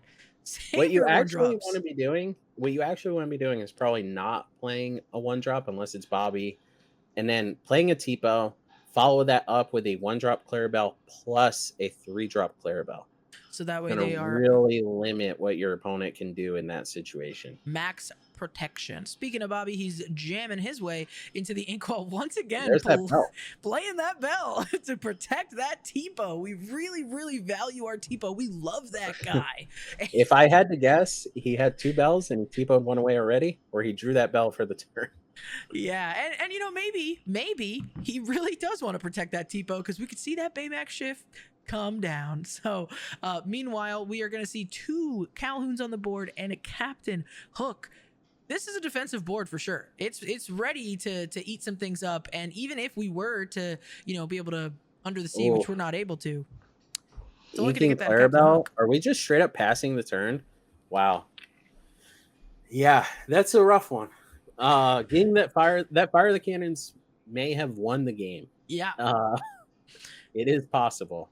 See, sometimes you tell me games are over after turn 1, and I fail to see how sometimes, but when it goes like that, maybe you're right. Just kind of little things like that, knowing when to scoop it up. In this case, we don't want to scoop it up, right? I didn't even see him draw a card off the genie. He was just like so in the zone. Maybe it was also lagging a bit. Another Clarabelle. Hey, but you know what? Everybody's warded, guys. Don't worry. We're not making fun of the players, by the way. It's just a rough situation. Yeah, of course. No, I mean we're just when games go like this, us as casters, we got to do our best to still keep it interesting. We know that we have no idea what's in the hands of these players, and a lot of the times, like for me, I look at Freedom Gaming side of the board and I go, he's bricked. You know what I mean? Like this is what I was going to say, right? Like we're joking about it, but it's because that's just how these games go sometimes. Like, especially with a deck like green blue, when it pops off, right? It goes very, very well. I see they have switched sides. So the true winner was Aaron. Thank you. I'm fixing my star. But so the green blue is very fragile, and I think we're seeing that, right? Having to ink those Clarabelles, seeing 2 of them go into the inkwell, that's just not what you want to do. And rather than sitting here as casters being like, well, this game's over, want to talk about a cup of coffee, we're just jesting. It's all in good fun, and I think it's helpful for players to see in the ICL this can happen. This can happen to all of us, right? This is a great player on the side of Freedom Gaming, and I'm sure he knows this deck list very well. Sometimes variance happens, So we get that Cobra down. We discard, right? I think we discarded for the lore. Palace Guard. Best use of Palace Guard I've seen all day. Into lore. I would have quested with the Captain Hook here, I believe, because okay, if you trade a bell into it, I eat, Now it's right? sideways, yeah.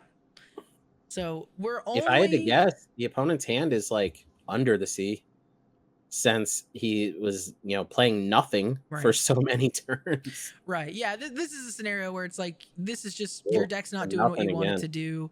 Not yeah. We're not able to play anything out.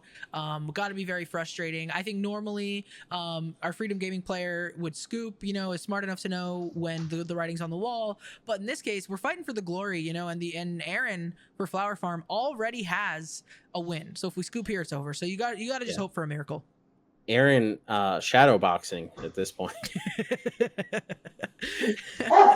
No, but really. Oh, let's see. We're at 13. All right, show us 2 Under the Seas and whatever you drew for the turn. Yeah, no, don't hide it. Give us the DKP special. Flash the camera. We want to know. I mean, yeah, if you look at the posture here for this player, it's just not looking good. We do see There's one of those Under the Seas. Under the Sea come down. Unfortunately, it's only gonna hit. Yeah, that Captain Hook and that Genie. Did a question with Captain Hook earlier. So yeah, this I think in this case it's just not feeling great, right? Do Drew we a get to Clarabelle for the turn. draw? Great, we get to draw off of that Clarabelle, and we might get on the board. We might just It's have close game though because of those Calhouns able to just kind of feast on some things. Calhouns do not get banished.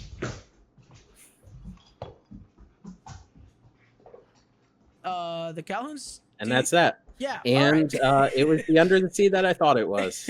Yeah, so congratulations to Flower Farm. They take that one 2-0. I'm sure the video will cut off here in a second, but regardless, they're keeping themselves alive, right? Yeah, oh yeah, they're coming back after that. I mean, Freedom Gaming's okay. Right, they're gonna be fine. It's 1-1 now, but I think it is at the very least important to show even these decks that are meta relevant. Right, green blue, scary deck for many reasons and for many decks out there. But sometimes you don't see the pieces; it doesn't happen. So rough one, but I'm excited to pivot to game 3 where we can see the comeback of all comebacks. And now we are back for game 3. This and time, Freedom Gaming is back on the right side. Freedom Gaming is back where they're meant to be, okay? And they are fighting against the Flower Farm here, who has also returned to their rightful side. It is 1-1.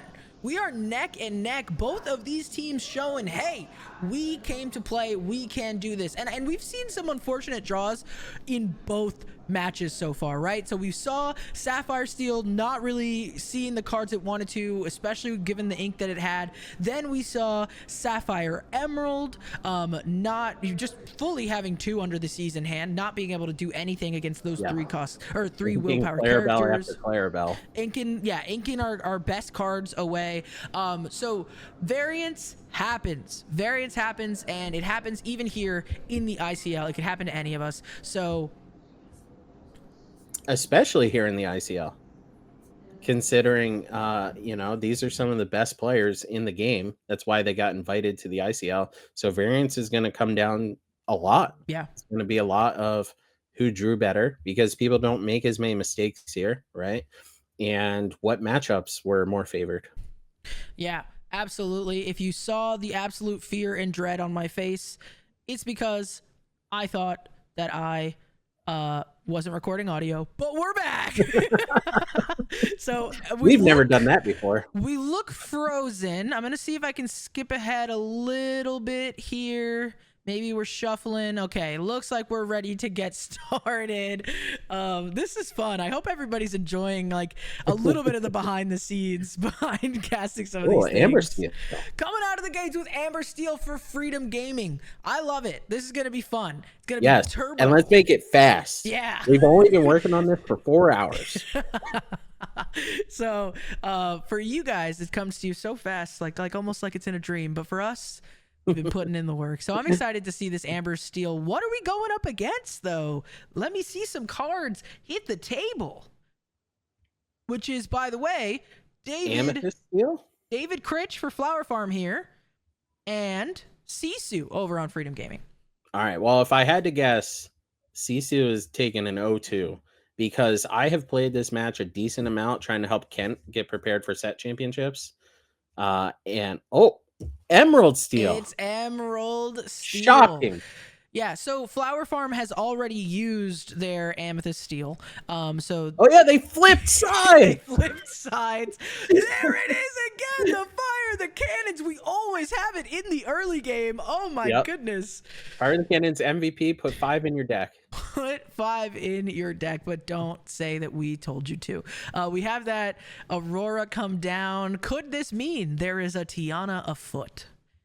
You know what's interesting is purchasable playmats by Ravensburger are 0-2 right now, right? The Mufasa mat lost, and I don't remember the other one. Well, the Honey Wizard. Yes. So let's see if the Bell playmat can win a game or a match, I should say. Fire the Cannons right MVP of the ICL right now. You love to see it.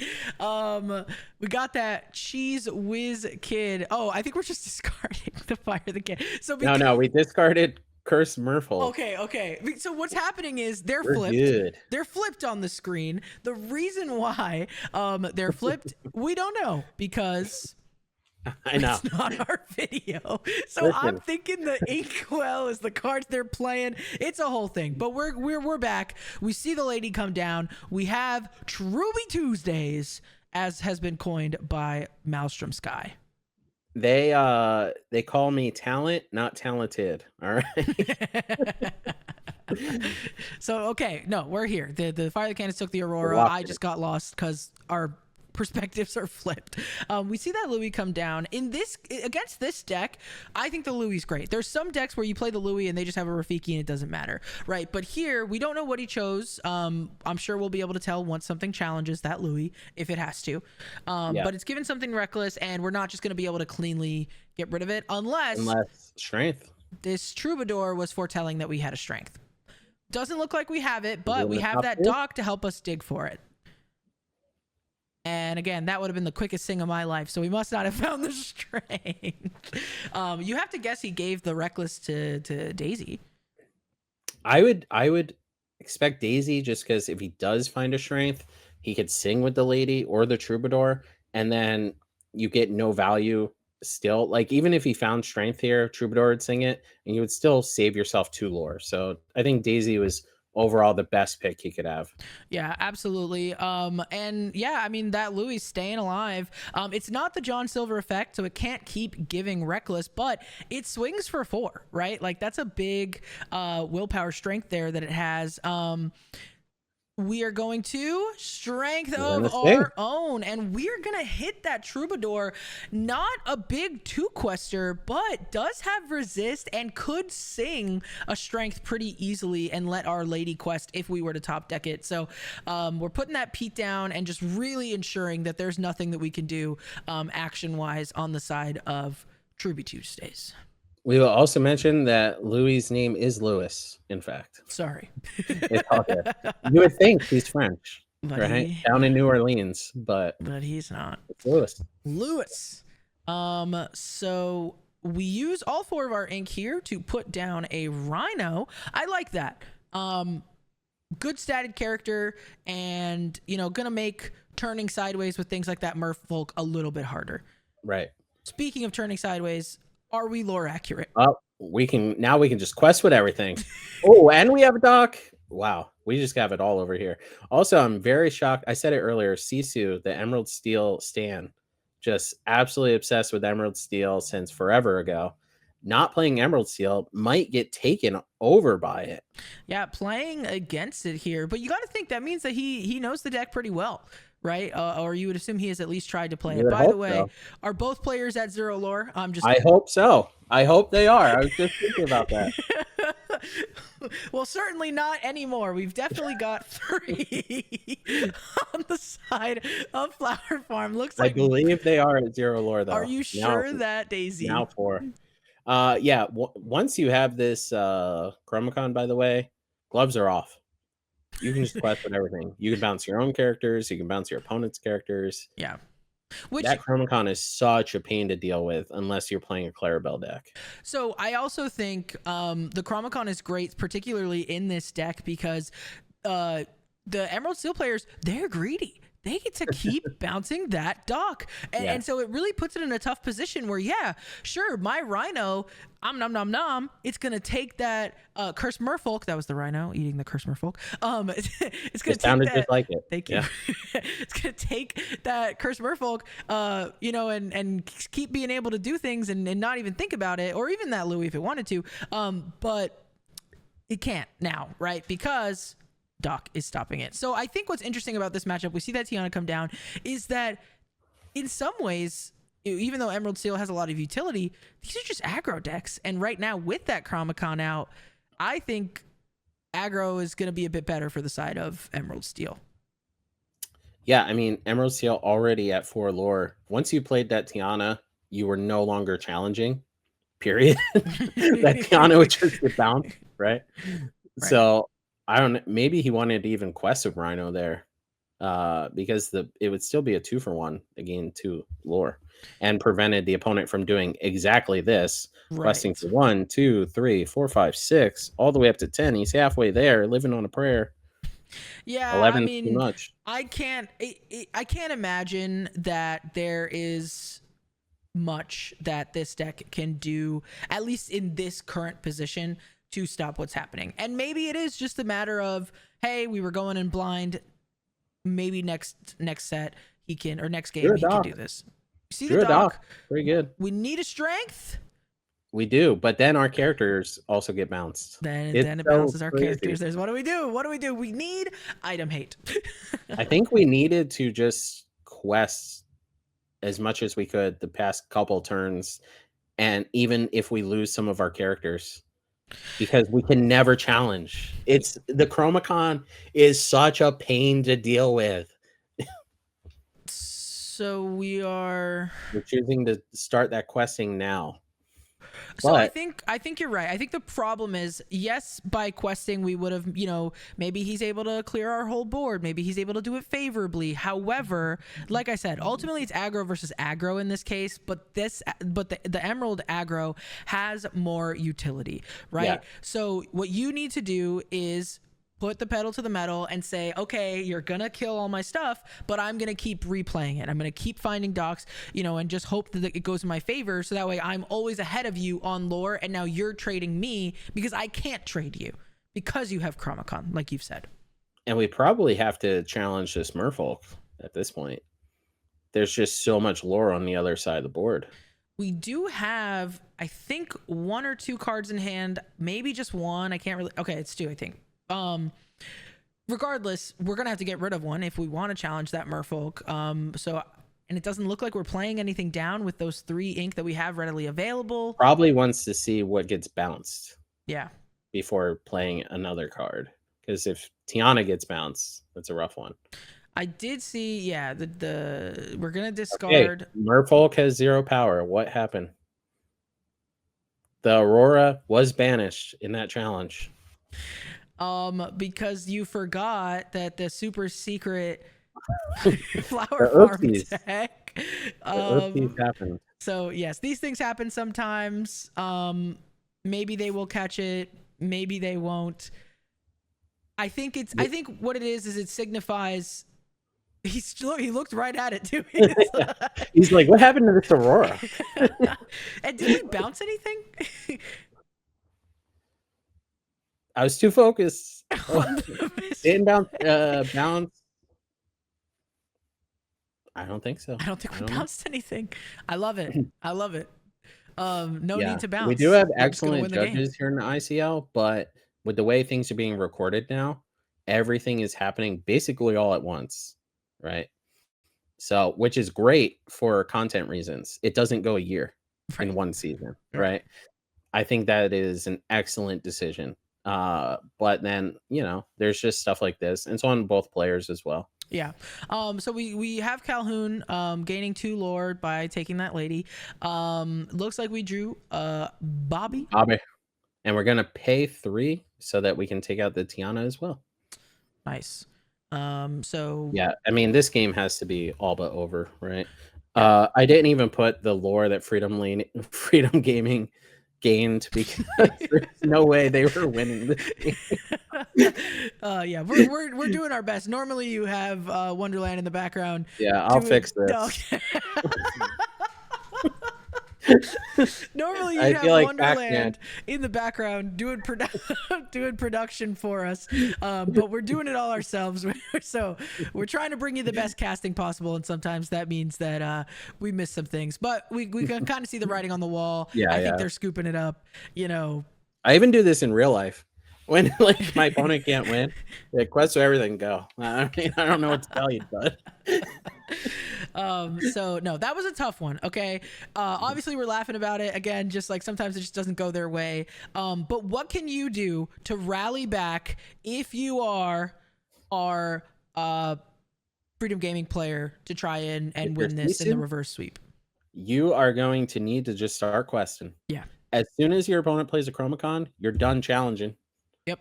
You just gotta be faster than them. You do have more characters in your deck that quest for more. Yeah. The opponent does have more controlling elements. We talk about who's the quester, right? Mm-hmm. The quester is Amber Steel, always in this matchup. The Emerald Steel deck has Louis. The Emerald Steel deck has, their own strengths. They probably have Mother Knows Best. They have the Chromacons. So you cannot take a controlling route. Like that turn 1 or turn 2, whatever it was, fire the cannons, could have been the death knell because you are the quester, right? Yeah. Some sage words there for sure, knowing your role across the different matchups. And I will say Emerald Steel is a newer kind of list to pop up, so it's possible too, these ICL teams don't know who they're going to be against. Who knows, Right. What they've been playtesting for. We haven't notably, by the way, seen a single blurple. No No blurple, right? So you have to think Blurple was the top dog, top meta share in DLC Bologna, which right now is the only DLC we have, to kind of go off of what this meta game looks like. You would expect to see it in the ICL. Maybe because of that, they're not so worried about Emerald Steel. Maybe they don't get their reps into it, and then you face it and you're like, oh boy, I was hoping to run into Blurple. They were, they've been on Twitter hearing all the complaints. They're like, we don't want anyone to at us. All right, we're not playing Blurple. No, and I think actually this makes it a very fun and interesting ICL match. I'm very happy to see Emerald Steel be represented in this way, and hopefully to show people. I mean, based on that first game, we saw it can have some legs against a deck that is very, very strong. We saw Sky win 2 major back-to-back events with this list, which we also saw Tiago do with Amethyst Steel, right? So there is a lot of power in this metagame right now, and it's just spread out across multiple different decks. It's not even rock, paper, scissors anymore. It's like rock and paper and scissors and sand and grass and flower and all of these things because there's so many viable decks right now. Yeah, Flower Farm right here. And there we are. Also, I should mention Sky and Tiago are broken. So of course they're going to win major tournaments. Shout out to them. Yeah, absolutely. But instead of those guys, we got these guys, and we got these guys doing it very, very well here. So Freedom Gaming, Flower Farm, excited to see who's going to take it. You definitely don't want a Rhino turn 1 on the play. That's for sure. Like probably going to be shifting Rhino. Hopefully going to be shifting Rhino, I should say, because you would love to have that Aurora into Tiana, or even, Daisy into Nala, something like that. So turn 1 Rhino, not the best play, but if you're going to be the quester, well, 2 a turn is pretty good. Yep, absolutely. I love seeing these Mulans come down early. It's really nice to be able to clean up the hand. We see this Nala come down, which Mulan cannot finish. Ooh. I would offer that trade. Well, maybe, my 1/2 do nothing into your 2/1 do nothing. Maybe their hand, they're going to shift that Rhino, ink, and play a 1-drop like Daisy. Maybe they're protecting it. It's possible. We'll see. Possible. Oh, did have the shift Rhino.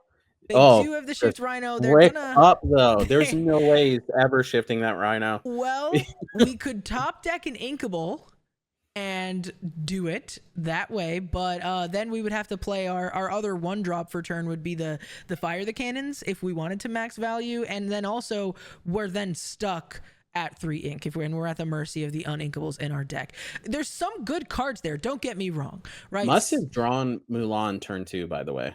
Otherwise, you probably would have just Mulan that fire the cannons out of that hand. Yes. Wait, whose hand? Sisu. He inked Mulan turn 2. He inked Mulan. Okay, thank you. I'm back. I'm so back. Yeah. I'm like, there's a Mulan on the other side, and now there's a Mulan in the inkwell. So we're passing on over. We got to take a look at the hand, which is nice. And we're going to be plotting how are we going to overcome the potential Nalas. And there's that Mulan. There's that Mulan. Thank you, buddy. All right. All right, so fire the cannons, Mulan. We can stop saying Mulan now. We're going to ink. Surely we're going to ink. We have at least one. Yep. Probably play another Nala. And let's just start pushing. Quest it out. There we go. There we go. Let's push. He so thought about it. We've got 4 lore. We do, and it's on the board. It's on the board. It only took all the way till game 3, match 3. But we're back. So Ness, yes, it's good to see Sisu realizing, oh, wait, I am the aggro deck. If I wait, I'm not going to be able to win this game, right? Make them have it is, I think, a lot of the times the philosophy and the name of the game for these Truby Tuesday Amber Steel lists, right? Make them have it, make them be able to stop you. And having these Nalas when you're only looking down the face of an Ursula, pretty good. Feels pretty good right now. Yeah, Mr. Flower Farm himself would really like a Lewis right now. Especially knowing that the Fire of the Cannons is gone. Lewis on a Nala feels pretty good. Yeah. If I had to guess, though, we were frozen for a second.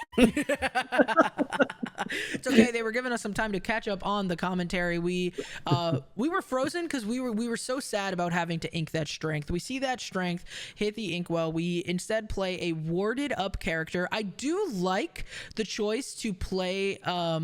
Is it Prince Philip?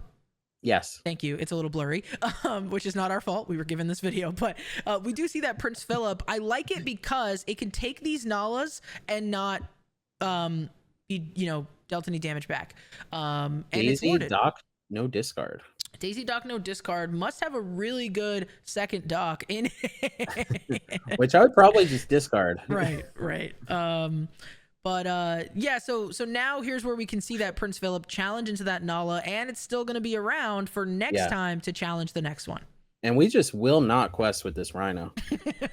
We really value our Rhino. Yeah, the Prince Philip would definitely challenge the Nala, not the Rhino. So that Rhino is probably a free quest there. Speaking of, we do see another strength hit the inkwell. So that's 2. But Jafar added strength to this Ursula. That was good. We're buffing up that Ursula. We are cleanly getting rid of those Nalas, and we should have quested with that Rhino because where's Rhino? Cannons. Where did Rhino? Oh, okay. Thank you. All right. So, like I was saying, why didn't we quest this Rhino? So once again, I just want to say, folks, Fire the Cannons MVP of the ICL right now. Put these things in your decks. Okay, and we have one of the, there we go, Jim Deere. Okay. I was going to say one of the either Sleepy or Jim Deere. Yeah. Oof, giving your opponent a Louis, not what you want to see. Yeah, Louis can now just take out the Daisy because you can already take out Jim Deere with Jafar plus Ursula. And I think it's notable, we do have, some 2-lore questers on the side of Flower Farm, but we're at 10, right? That's the power on the other side of making them have it and just questing it out. So that Louis comes down. We're not sure what he gives Reckless to. I'm sure we'll know in a moment. Our guess is that Daisy. We play that Merfolk down, and are we going to swing 2 of our characters into Jim Deere? Yep, and then one more right into Doc. Boom. If you had to ask me. Yeah. So Daisy will be able to challenge. Daisy will be able to challenge the Philip at least, but then you just clean that up with your Ursula. Right. If looking at this board, Flower Farm's got this. Yeah. In my opinion, we were going to need to draw some Docs or something like that if we're Sisu. Yeah, not rhinos. They don't even quest. well, They let's see. they don't even say quest on them. He's given the -1 to something. He's looks like he's thinking about it because we grabbed this dice maybe to signify it. I'm not sure. Yeah, and I'd probably give it to Ursula. There we Yeah. go. Because the Ursula would be the one that is challenging back naturally. Right. So now it makes us have to use someone else to do it. That Daisy does take that Prince Philip and survives the challenge, and it kind of makes you wish you were back in set 1 or even Rapunzel Infinity, where territory. that Rapunzel could just come down. And no play to follow. Yeah. I wonder what the last card could be. Yeah, with 3 ink available, I am curious because most of their curve is very low. Obviously, the Shift Rhino is a 4-quester, but or 4 cost, excuse me. Oof. Okay. Yeah, this game has to be over. Sorry for those listening. Sorry to spoil it. I am Nostradamus. This game is over. And Fire the Cannon's MVP. Take out all the rhinos.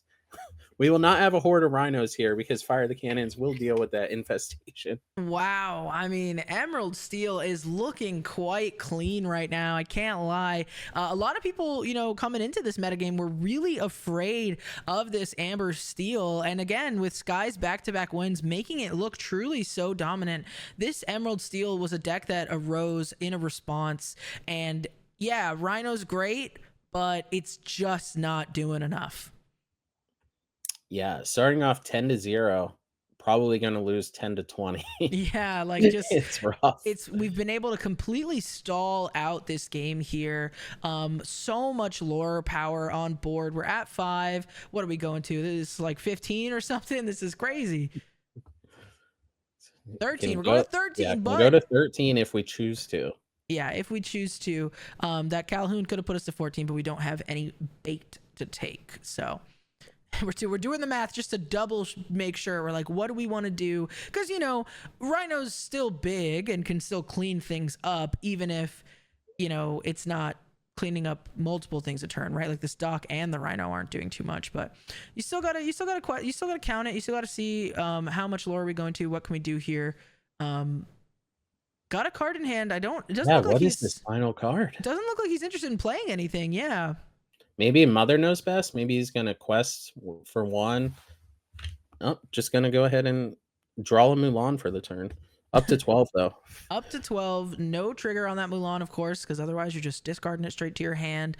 We can see if we get rid of our hand, the Stock can take a Merfolk, and the Rhino can take, the Jafar 2-quester, so that at least gets us down to 1 questers on board. But of course, that opens up the Calhoun to answer back. So really a tough spot for Freedom Gaming here. Curious to see what he's drawn and what he's going to make happen. Oh, thank you. It looks like we're 13-12. Appreciate you all for that. Perfect. That's what we like. That's what we had. Fire the cannons. Okay, Fire the Cannons. Pretty good. It's Took out a 2 lore. Sorry, I should have got hype for that Fire the Cannons. We are playing a completely dry lady, no follow-up with it, but like I said, we're emptying that hand. The Doc is going to take that Merfolk, not have to discard anything. And what's this Rhino gonna take? I feel like it just has to be Doc, just because you can bounce the Doc. Yeah. So still making optimal plays. Absolutely. Board much closer to even now. Absolutely, yeah. Down but not out. Fire the Cannons MVP. Fire the Cannons is too good. Ban this card. All of your decks. Add it to all of your decks. Don't ban Ramp. Ban Fire the Cannons. Just kidding. We'll make some people very mad if we say that. This is fun. It's fun to see this go neck and neck. And I think what's worth noting here is that Emerald Steel is still showing dominance even without this Chromacon. So it's not just a gimmick, right? Right. It's not that the deck needs it to function. We're seeing that Tiana off the top, and that is just not going to be enough. Flower Farm coming in and finishing up with set a 2-0. Right. So if you can buy the mat at your local game store, don't. You will lose with it. All right, that's what we've learned. So these are some great games. We will come back in just a moment to talk you to. Hold on. to talk to you. To talk to you. And those are the games. So congratulations to my pick'em. Okay, JDRR's Flower Farm taking it home 2-1 though, because Freedom Gaming is just as well such a powerful competitor. Fun to see how those matches went. Dick, you look a little tussled. How are you feeling over there? For one, it's been a long day. For two, that's a big stack of money I have to rip. All right, it's gonna be a long night as well. Yeah, I one can't by believe one. can't believe my Freedom friends let me down, but that's okay. Great matches, great competition, mid casting, but that's okay. Absolutely. It was some really great fun, and some really great games. We saw a lot of different things. We saw how variants can really just blow some games out of the water, have some of those non-games, as people call them. You know what can blow things out of the water? Cannons. Cannon. Firing cannons blows ships right out of the water. We also found a new MVP of the ICL season. The rest of the ICL may not know it, but you saw it here first on Lore Chronicles. Fire the cannons into your deck. Yeah, so obviously we don't have the players here to do a post-match interview traditionally, but we just wanted to share that we thought those were great games.